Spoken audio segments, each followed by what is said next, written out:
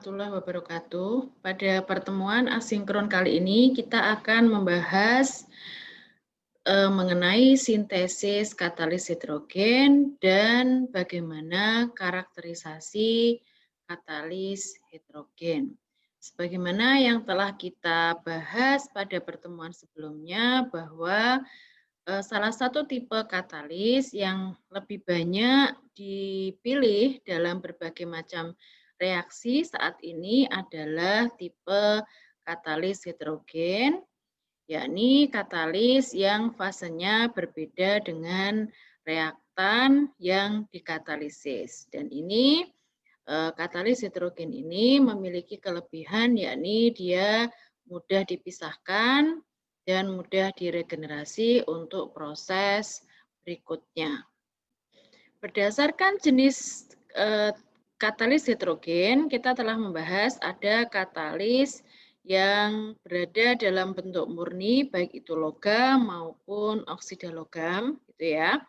Dan ada juga katalis yang bentuknya adalah teremban. Jadi misalnya ada beberapa katalis yang diembankan pada material berpori seperti zeolit, kemudian ada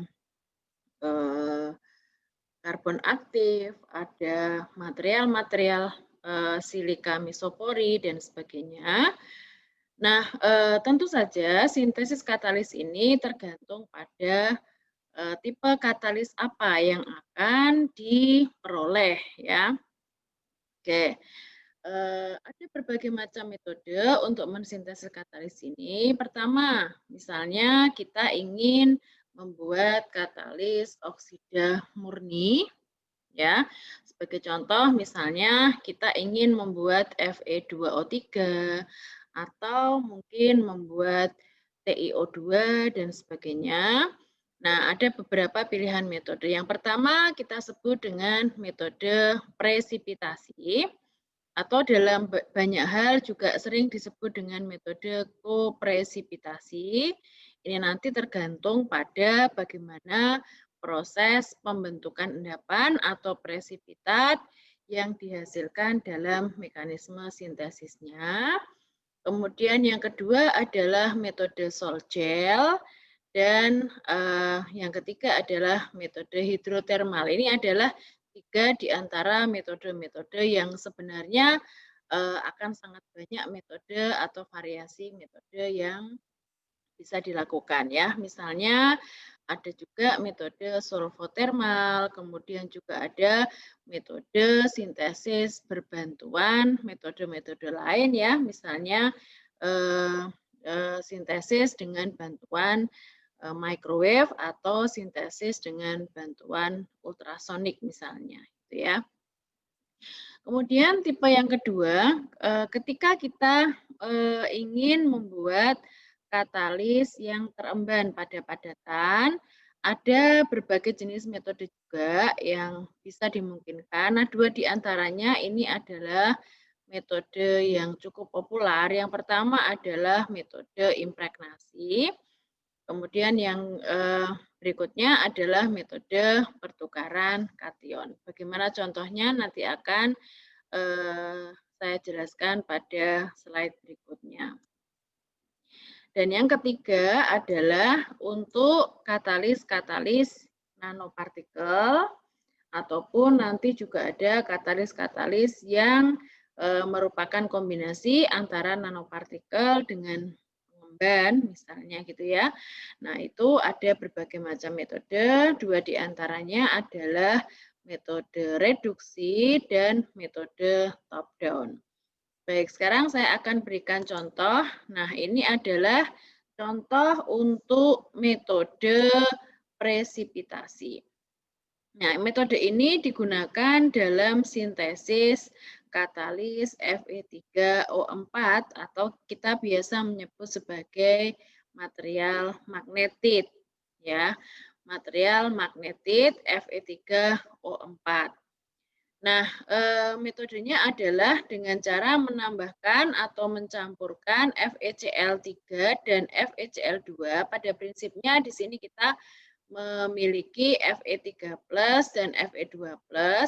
Dalam keadaan basa, basanya ditambahkan dengan menggunakan NH3.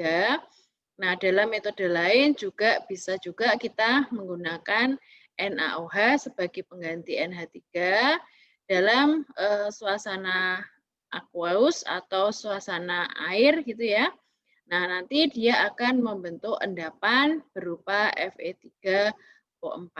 Nah, jadi Fe3O4 ini nanti akan kita peroleh sebagai endapan hasil reaksi. Ya. Nah, Fe3O4 ini digunakan dalam reaksi apa? Ya. Ada berbagai tipe reaksi yang bisa dikatalisis dengan menggunakan Fe3O4. Misalnya ada beberapa reaksi oksidasi, ya.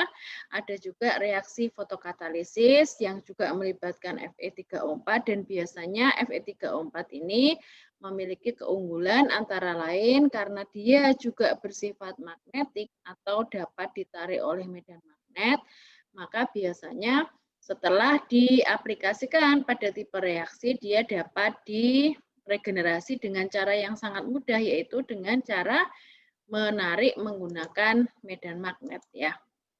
Contohnya berikut ya, ini adalah penggunaan katalis Fe3O4 pada reaksi adisi Michael ya. Reaksi adisi Michael adalah reaksi adisi pada struktur senyawa yang mengandung karbonil dan mengandung ikatan rangkap pada posisi alfa dan posisi beta. Ya, sebagai contoh di sini yang diadisikan atau yang ditambahkan pada ikatan ini adalah senyawa yang mengandung gugus nukleofil yaitu nitrogen itu ya. Nah, ini adalah ciri khas dari reaksi adisi Michael gitu ya. Kemudian di sini kita lihat ya, ini adalah abstrak dari paper. Nanti silakan dilihat di link yang akan saya berikan. Ini adalah salah satu aplikasi dari katalis Fe3O4. Nah, berikutnya adalah sintesis dengan menggunakan metode salt gel. Ya, ada beberapa tipe katalis oksida yang dapat disintesis menggunakan metode salt gel. Berikut ini adalah contoh bagaimana kita membuat katalis ya. Ini ada katalis Ag yang teremban pada SiO2, Ag yang teremban pada Fe2O3, kemudian Ag yang teremban pada Al2O3. Nah, kalau kita lihat dari skema ini sebenarnya mekanisme salt gel itu akan melewati pembentukan gel ya, pembentukan gel atau melalui proses gelasi begitu. Jadi ketika kita memiliki prekursor gitu ya, kemudian ditambahkan dalam suasana asam biasanya ya, kemudian akan terjadi gel. Nah, kemudian gel ini akan ditumbuhkan gitu ya. Nah, penumbuhan gel ini kemudian akan membentuk struktur yang rapi dari material dan umumnya ini digunakan untuk katalis-katalis yang berbasis oksida, contohnya SiO2, kemudian ada juga Fe2O3, Al2O3, ya, kemudian juga beberapa ada yang menggunakan mekanisme ini untuk sintesis TiO2 dan kombinasinya bersama-sama dengan SiO2 dan Al2O3 gitu ya. Nah, apa kelebihan metode ini? Kelebihan metode ini sebenarnya adalah pada proses yang sederhana dan biasanya ini nanti akan sangat tergantung pada banyak faktor ya, misalnya bagaimana perbandingan antara prekursor logam. Jadi misalnya di sini kita ingin membuat SiO2 gitu ya, biasanya kita menggunakan prekursor-prekursor silika seperti ini ada teos. Teos itu adalah tetraetil ortosilikat. Kemudian juga mungkin ada prekursor yang lain ya, seperti misalnya temos atau tetrametil ortosilikat dan sebagainya gitu ya. Kemudian nah ini hampir sama mekanismenya adalah dia melalui proses gelasi gitu ya. Nah, kemudian prinsip atau metode berikutnya adalah dengan hidrotermal, dan ini juga kita berikan contoh juga untuk proses yang hampir sepadan, yaitu kita sebut dengan solvotermal. Apa perbedaan antara hidrotermal dengan solvotermal adalah sebenarnya prosesnya ini sebenarnya bisa juga melibatkan proses pembentukan sol gel, begitu. Dan biasanya proses hidrotermal ataupun proses solvotermal ini digunakan untuk membentuk struktur pori tertentu. Jadi biasanya ketika kita menginginkan katalis itu memiliki luas permukaan yang besar, begitu. Nah itu bisa disuasanakan melalui pembentukan hidrotermal, ya. Nah, prinsipnya seperti apa? Ketika kita memiliki prekursor, katakanlah ini adalah untuk mensintesis Fe2O3 dan Fe3O4 ya, menggunakan prekursor yang sama, begitu. Nah, ada dua kondisi di sini secara skematik. Kalau kita menggunakan metode hidrotermal, di sini kita lihat ketika kita memilih metode hidrotermal itu berarti di sini kita menggunakan air sebagai pelarut. Ya, pelarutnya siapa? Pelarutnya prekursor Fe gitu ya.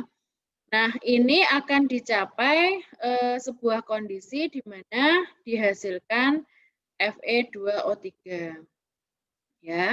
Kemudian ketika airnya ini kita ganti dengan etilen glikol, ya, maka prosesnya kita sebut dengan solvotermal. Jadi kita lihat perbedaannya sebenarnya kalau hidrotermal itu identik dengan ketika pelarut dari prekursor itu air ya, kemudian dimasukkan ke dalam autoklav begitu. Jadi dimasukkan ke dalam autoklav, kemudian ramkan ya atau di aging biasanya kita sebutnya seperti itu pada temperatur tertentu ya. Misalnya di sini temperaturnya sama-sama 200 derajat Celcius selama 24 jam di dalam autoklav itu ya.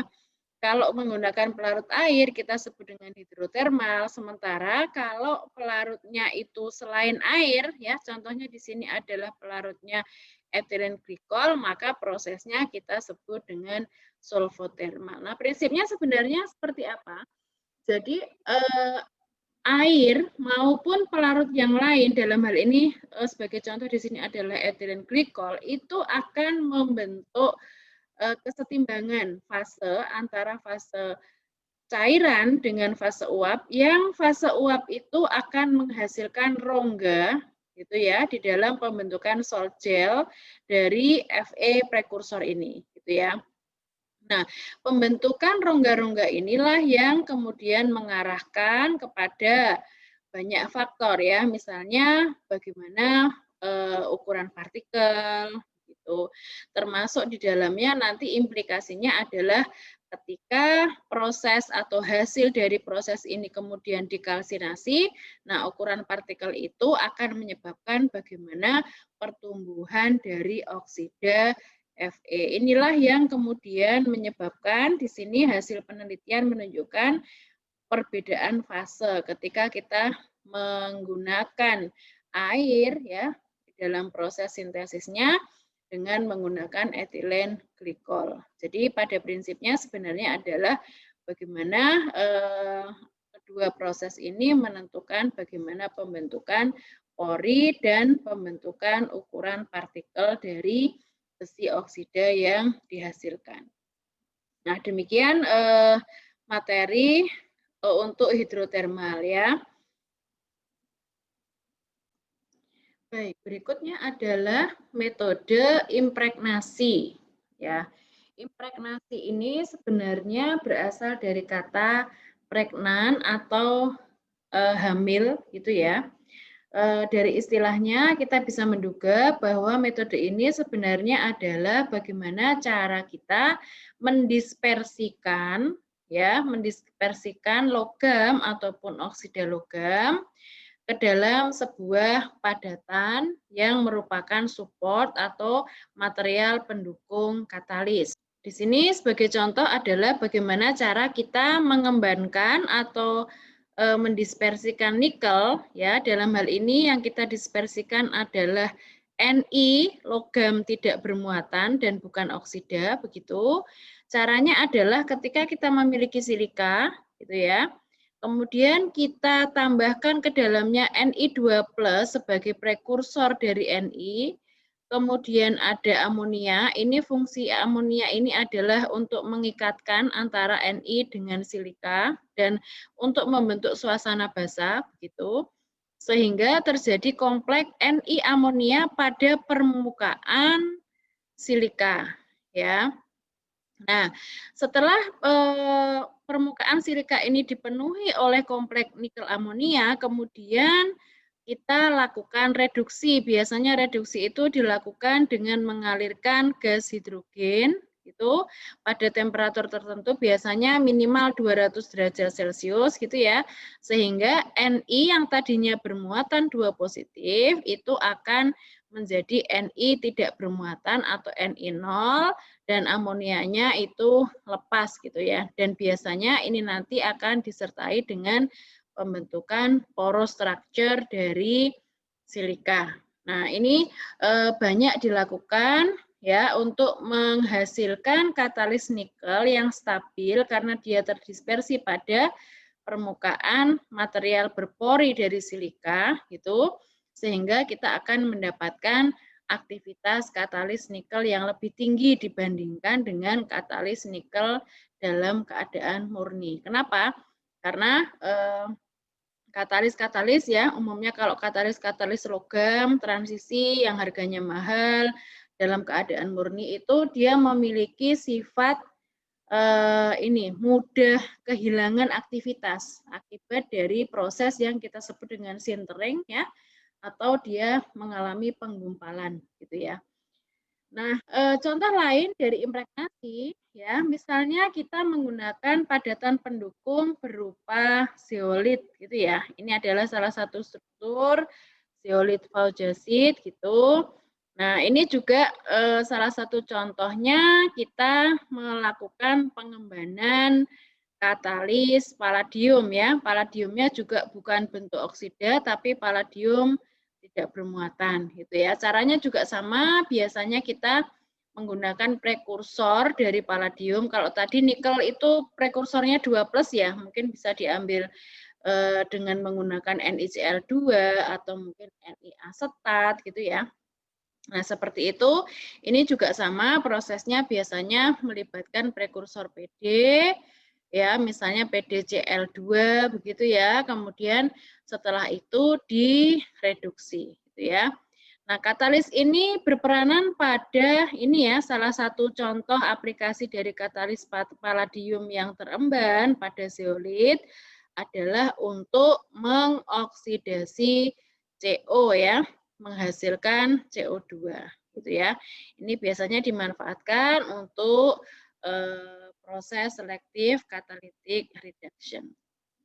Nah, berikutnya ini padanan dari metode impregnasi. Kalau tadi metode impregnasi itu adalah yang penting kita memasukkan prekursor logam. Jadi misalnya ya, kalau kita mau menghasilkan Ni silika 5% ya sudah, tinggal kita hitung saja Ni-nya nanti berapa persen, berapa konsentrasi yang dibutuhkan gitu, dimasukkan, dicampur gitu ya. Kemudian nanti setelah dicampur direduksi gitu. Nah, bedanya apa dengan metode pertukaran ion? Nah, metode pertukaran ion ini biasanya karakteristik untuk padatan pendukung yang memiliki muatan ya dan memungkinkan adanya proses pertukaran kation. Sebagai contoh biasanya terjadi pada material pengemban zeolit. Zeolit itu ciri khasnya adalah kerangkanya atau strukturnya dia bermuatan negatif. Ya, sehingga di dalam struktur zeolit itu ada kation-kation yang dapat dipertukarkan. Contohnya apa? Contohnya zeolit itu mengandung Na+, mengandung Ca2+ yang dapat dipertukarkan. Nah, misal di sini kita mau membuat katalis Cu zeolit. Caranya gimana? Cu-nya kita gunakan sebagai penukar kation yang ada pada struktur zeolit. Jadi nanti Na plusnya diganti oleh Cu2+, ya, Ca2 plusnya dalam struktur zeolit juga diganti dengan Cu2+, gitu ya. Nah, kemudian setelah semua kation-kation asli dari zeolit itu ditukar dengan prekursor, ya, kemudian kita lakukan proses. Kalau kita ingin Cu tidak bermuatan, ya berarti direduksi. Kalau kita ingin CuO, ya berarti dioksidasi, gitu ya. Jadi bedanya apa secara teknis? Secara teknis perbedaannya adalah kalau pada proses impregnasi kita tidak memerlukan proses washing, ya, atau pencucian setelah padatan pendukung itu dicampur dengan. Sedangkan kalau pada proses pertukaran kation setelah prekursor itu dicampur dengan zeolit gitu, ya, diaduk gitu selama waktu tertentu sampai kesetimbangan, taruhlah selama 24 jam, ya. Setelah itu padatannya disaring, ya, untuk menghilangkan Cu-Cu yang tidak menempati posisi kation-kation dari zeolit itu.